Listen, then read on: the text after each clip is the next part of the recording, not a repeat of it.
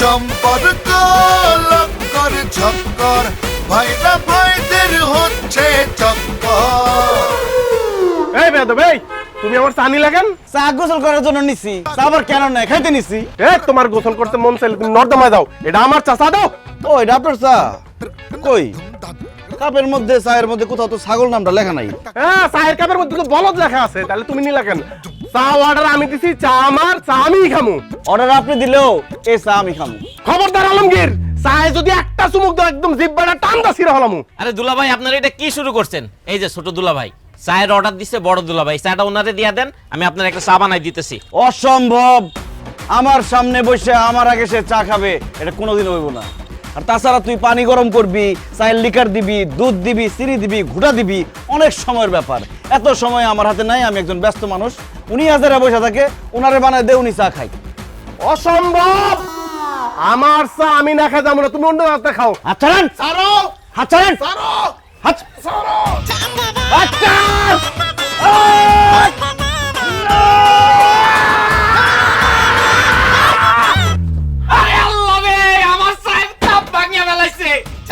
আপনার এখন আমার চায়ের দামও দিবেন, চায়ের কাপের দামও দিবেন, দেন টাকা দেন। এই তমাল, তোর চায়ের দাম কত, আর চায়ের কাপের দাম কত? আমি দেবো সব টাকা। এই, তোমার টাকা আমি দিব। এই ফকিন্নি কি টাকা দিব তোরে? তোর বড় দুলাভাই দিব। এই খবরদার, এই ওকিন্নি ফকিন্নির কাছ থেকে টাকা নিবি, পুরো দোকান কি দৌড়াই দেবো আমি। আমাকে বেয়াদবি করবি না কই দিলাম। হ্যাঁ? হ্যাঁ, বেয়াদবি করবি না। আজকে কিন্তু একদম ডাক পড়া বালাম, কোনো বেদল মেদল করবি না। পারলে ভাড়া। মানে কি একদম কি দৌড়াবো নাকি জল দেবো? খবরদার। আরে কি হইছে? আবারও মারছে কে মারছে? তোমার জামাইরা। ওই দিন তোমার বড় জামাই পানি চুবাইলো, আজকে দুইটা মিললে আমারে ফুটবলের মতন দাও কি ভুল লাগতেন লাগতেইলো আমারে। কি লিগাল হইছে? তোমার দুই জামাই চা দোকানে এসে চা খাওয়ালে ঝগড়া লাগাইছে, এরপর চা টানাটানি করতে গিয়ে কাপটা পর্যন্ত ফালাই ভাঙ্গা ফেলাইছে। রশিদ ভাই, তোমার এই দুই জামাই ছোট লোক বেদব ইতর ফাজিল, তা না হইলে শ্বশুর বাড়িতে কেউ ঝগড়া করে? আচ্ছা বাড়িতে না ঝগড়া করস, এর লেগে রাস্তাঘাটে দোকান পাঠাইয়ে ঝগড়া করে লাগবো? এই দুনিয়ার কি আর কোনো পোলা পাও নাই? হ্যাঁ, এই অসভ্য দুইটার কাছে দুইটা মায়ের কি লেগে দিতে গেছো? তুমি রে খালি সহ্য করছো না, আমি যদি তোমার জায়গায় হইতাম লাইতে দুইটারে বাইতে বার করে দিতাম। চাচা, সিদ্দিক কাকাই ঠিকই কইছে, আপনার যে দুই মাইয়ার জামাই দুইটাই হারামি, একটাও ভালো মানুষ না। আমি তো ঠিকই জানি এরা দুইজন বয়ান মারতেছে, কেউ আমারে টাকা দিব না। আমার চায়ের দাম 5 টাকা, চায়ের কাপের দাম 95 টাকা, মোট 100 টাকা আমারে হেনে দিতে কোন, নাইলে দুইটারে এই পিলারের লগে বাইন্ধা পিটামু। ঠিক আছে, আমি দিতেছি টাকা, তুমি চিন্তা করো না। এই তোমরা দাঁড়ায় আছো কিসের জন্য? যাও যাও এখান থেকে। না না না না না, ছাড় কেউ দিবে না, কোনো মতে হার মানা যাবে না। এই লড়াইয়ে জিততে হলে রাখতে হবে খবর।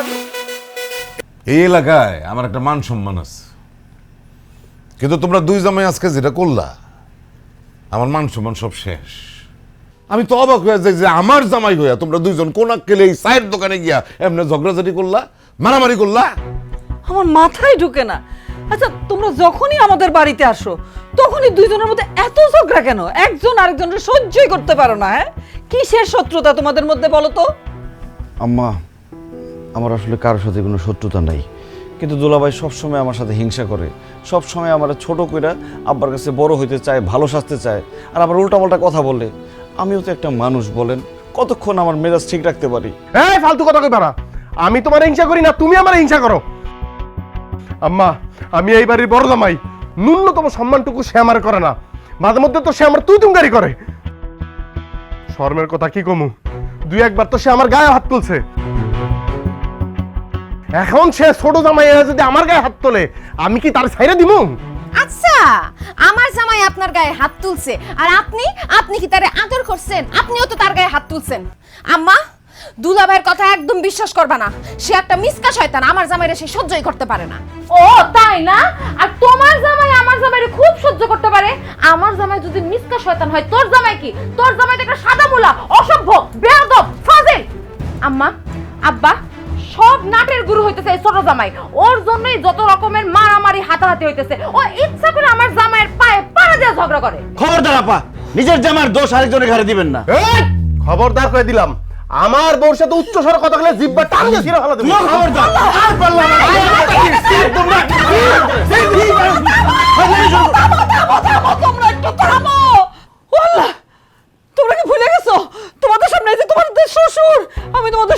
মুরব্বী মানুষ বসে আছি সব ভুলে গেছো তোমরা।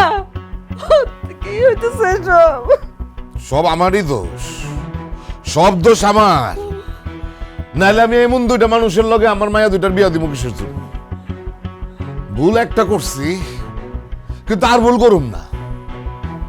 আমি ভাবছিলাম যে আমার সব সহায় সম্পত্তি আমি দুইজনের সমান ভাগে ভাগ করে দিব, যেহেতু দুই জামাইয়ের মধ্যে কোনো বনিবনা নাই, খালি ঝগড়াঝাটি করে দুইজনে, সেহেতু আমি সিদ্ধান্ত নিয়েছি আমার সম্পত্তির একটা কানা করিও আমি এই দুইটারে দিব না। আমার সম্পত্তির ব্যাপারে আমি অন্য সিদ্ধান্ত নিব। এখন যাও তোমরা আমার চোখের সামনে থেকে যাও।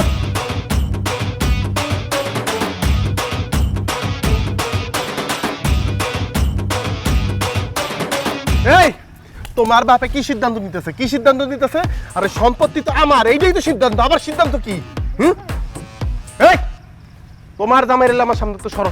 তোমার জামাই যদি এখন আমার সামনে না যায়, ওরে এখন আমি এই পুকুরের মধ্যে নামে আসু বাবু। যাও। আরে রাখেন তো দুলা ভাই, আমার জামাই আপনার সাথে ঝগড়াঝাটি করতে আসে না, সে আপনার সাথে বন্ধুত্ব করতে আইছে, হাত মিলাইতে আইছে। তোর জামাই আমার জামাইয়ের সাথে হাত মিলাইবো কেন?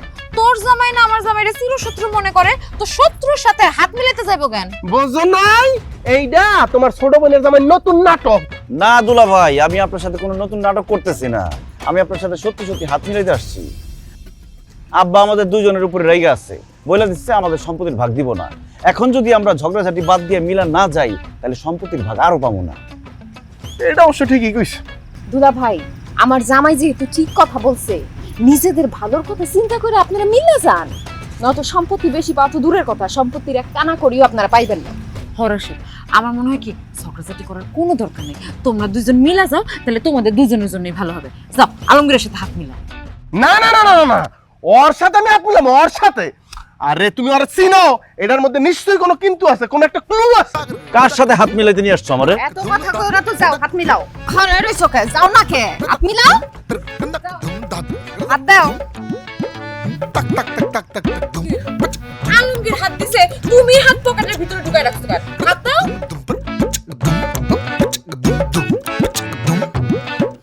বাহ, এবার কোলাকুলি করো, যাও। তোমারে কি আমি পিছন থেকে ধাক্কা দিব? আমি তো তোমার আগে থেকেই ভালোবাসি, তুমি শান বেয়াদব।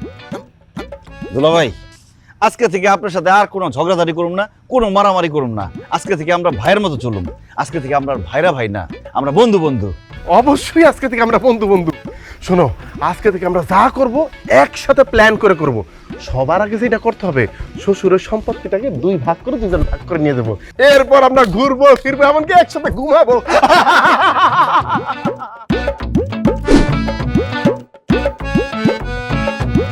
হায় হায় আম্মা, কি করলেন এটা? দুলা ভাই বড় মানুষ, মাছের মাথা খাবে দুলা ভাই, আপনি আমার কেন দিলেন? দুলা ভাই, মাছের মাথাটা আপনি খান। না না আলমগীর, আমি জানি মাছের মাথা তোমার খুব পছন্দ, তুমি খাও ভাইয়া। না না দুলা ভাই, মাছের মাথাটা আপনি খান ভাইয়া। আমি কিন্তু রাগ করবো আলমগীর, তুমি খাও ভাইয়া, আমি দেখি।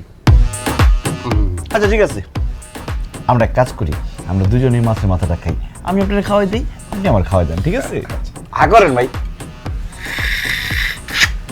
এবার তোমার টান, না খাও। বল এই, আমি কি স্বপ্নে আছি নাকি বাস্তবে আছি? আম্মা, তুমি স্বপ্ন দেখতেছো না, যা দেখতেছো বাস্তবেই দেখতেছো। কি কাজ বাস্তবে আছি? আমার দুই জামাই একজন আরেকজনকে খাওয়াই দিতেছে, আমি তো তাদের মধ্যে কোনোদিন ঝগড়াঝাটি ছাড়া কিছুই দেখি নাই রে। আম্মা, এখন থেকে আমাদের দুই বোনের জামাই আর ঝগড়া করবে না, তারা এখন মিলে গেছে, তারা শুধু ভাইরা ভাই না, তারা এখন বন্ধু। হ্যাঁ মা, ঝগড়াঝাটি অনেক করছি, 2 দিনের দুনিয়া কে কখন মরে যায় তার কোনো ঠিক ঠিকানা আছে? এই জন্য আমি আর দুলাভাই ঠিক করছি, এখন থেকে আমরা আর কোনো ঝগড়াঝাটি করুম না, মিলামিশা থাকুম। আল্লাহর কাছে লাখ লাখ শুকরিয়া যে আমার দুই জামাই মিলে গেছে, গার ঝগড়া ফেসাদ করবো না তারা। বাবাজি, আমি সারা জীবন এটাই চাইছিলাম যে তোমাদের মধ্যে যেন আর ঝগড়াঝাটি না হয়, তোমরা যেন মিলামিশা থাকতে পারো। কারণ তোমাদের দুজনে তো আমি মেয়ের জামাই মনে করি না, মনে করি যে আমার নিজের সন্তান। নিজের সন্তানের মধ্যে ঝগড়া ফেসাদ দিলে যেমন বাপ মা সহ্য করতে পারে না, তেমনি আমিও তোমাদের এই ঝগড়াঝাটি কোনো সময় সহ্য করতে পারতাম না। আল্লাহর কাছে লাখ লাখ শুকরিয়া, তোমরা মিলা গেছো। আমি আজকে খুব খুশি, খুব খুশি। আব্বা, আমরাও খুব খুশি। না আব্বা, আমরা আসছি তো অনেকদিন হইলো, এখন তো আমাদের যেতে হয়, আমাদের তো কাজকর্ম আছে নাকি আলমগীর? জি দুলা ভাই। তা আব্বা আমরা যেহেতু মিলে গেছি এবং আপনারাও যেহেতু খুশি, তাই এবার আমাদের সম্পত্তি বিলে আমাদের যার যার নামে একটু ভাগ করে দিলে ভালো হয়, কি বলো? হ্যাঁ আব্বা, আর দেরি না করে আমাকে সম্পত্তি আমাকে ভাগেরটা বুঝাই দেন, আমরা জায়গা আমাকে তো কাম আছে। বুঝলাম না, সম্পত্তি আমি তোমাদের ভাগ করে দেবো কিভাবে? তোমাদের না বললাম যে আমি আমার সম্পত্তি নিয়ে অন্য একটা সিদ্ধান্ত নিব, সেটা তো আমি নিয়ে ফেলাইছি। আমার সব সম্পত্তি আমি এতিমখানায় দান করে দিছি। কি আব্বা কি কইতাছেন আপনি এসব? আপনার সব সম্পত্তি আপনি এতিমখানা দান করে দিয়েছেন কেন? কারণ আমি বুঝতে পারছিলাম যে আমার এই সম্পত্তির জন্য তোমাদের দুই জামাইয়ের মধ্যে এত ঝগড়াঝাটি কাজিয়া। এই সম্পত্তি তোমাদের ভাগ করে দেওয়ার পরে আমি জানি যে তোমাদের এই ঝগড়া ব্যবসা থামবে না, আরো বাড়বে। সেই জন্য আমি চিন্তা করছি যে সম্পত্তির জন্য এত ক্যাচাল, সেই সম্পত্তি তোমাদের হাতে যাওয়ার দরকার নেই, তাই আমি এতিমখানায় দিয়ে দিচ্ছি। হাই হাই দুলা ভাই, কত বড় সর্বনাশ করে ফেলাইছে আব্বাই, দেখতেছেন? আপনি কি কাজ করছেন এটা? আপনার কোনো বিবেক নাই, আক্কেল নাই? আমরা আপনার মেয়ের জামাই থাকতে আপনি কোন আক্কেলে সম্পত্তি এতিমখানায় দান করছেন? আপনার মেয়েদের জন্য, আমাদের জন্য কি একটু চিন্তা করেন নাই আপনি? আমরা বেকার মানুষ, আমরা কোনো কাজ কর্ম করি না, আপনার মেয়েদেরকে কিভাবে রাখবো? হ্যাঁ, ঘাস খাওয়া রাখবো? এই মেয়ে, আপনার চুলদারি কি ঘুমের মধ্যে বাঁকছে? এত বড় সর্বনাশটা আপনি কিভাবে করলেন? আপনার দুই মেয়ের জামাই বাঁচা থাকতে আপনি কিভাবে আপনার সব সম্পত্তি এতিমখানায় লিখে দিলেন? আপনি একটা বেঈমান, আপনি একটা অমানুষ। আমি জীবনের কোনোদিন আপনার বাড়িতে আমন, আপনার চেহারা দেখুন না। আপনি যদি মরেও যান না, মাটি দিতে আমি আসবো না। ধ্যাৎ।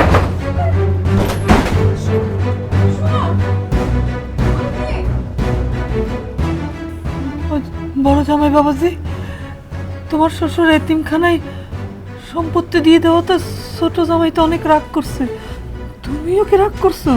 না, রাগ করবো না, ওনারে মাথায় নিয়ে নৃত্য পরিবেশন করবো। আরে কত সাদা ছিল, শ্বশুর বাড়িতে আসবো, জায়গা সম্পত্তি পাবো, সেই জায়গা সম্পত্তি বিক্রি করে লাখ লাখ টাকা পাবো, সেই টাকা দিয়ে ব্যবসা করে কোটি কোটি টাকা ইনকাম করবো। সব তো সে ধুলিসাৎ করে দিছে। আপনি একটা ভণ্ড প্রতারক বেঈমান, আপনি মইরাও শান্তি পাইবেন না, আপনার অভিশাপ দিয়ে গেলাম। আর তুই যদি কোনোদিন এই বাড়িতে আমার কথা ভুলেও চিন্তা করস, থাপড়ে এত সব দাঁত ফালাই দিব, মনে করবি তোর বাপ নাই, তোর বাপ মারা গেছে।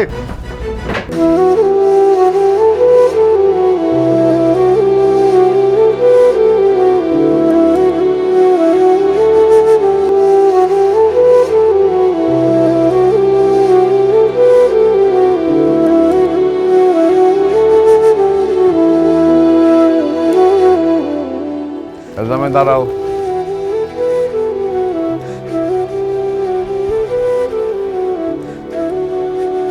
তোমরা তো আমার সম্পত্তির ভাগ নেওয়ার জন্য আসছিলা, তো সম্পত্তির ভাগ বুঝ জানা নিয়ে চলে যেতেছো কেন? সম্পত্তির ভাগ কই থেকে বুঝে নিমু? তার আগেই তো সম্পত্তি আপনি এতিমখানায় দান করে দিয়েছেন। না জামাই বাবা, আমি আমার সম্পত্তি কোনো সময় এতিমখানায় দান করিনি। আমার সম্পত্তি আমি বহু আগে সমান দুই ভাগে ভাগ কইরা আমার দুই মেয়ের নামে দলিল কইরা রাখছি। তোমাদেরকে আসতে বলছিলাম সে দলিল বুঝা নেওয়ার জন্য। পারভিন শারমিন, এই যে তোদের সম্পত্তির ভাগের অংশ।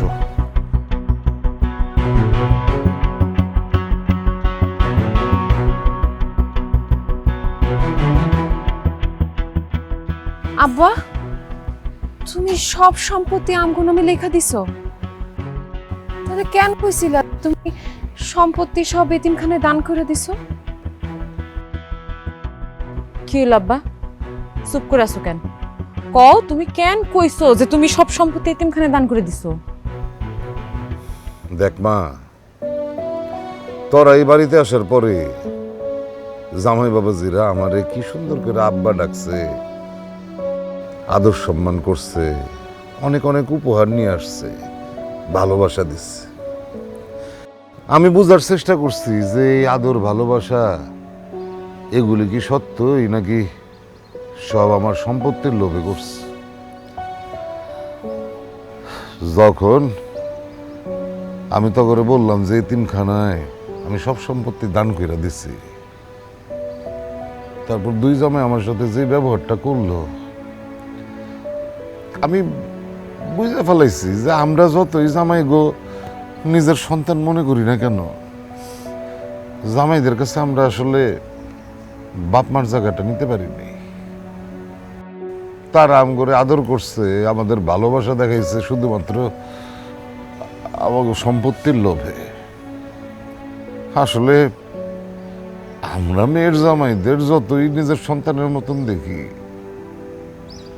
এটা আজকে বুঝতে ফেলাইছি যে তারা কোনো সময় শ্বশুর শাশুড়িরে বাপ মা মনে করতে পারে না।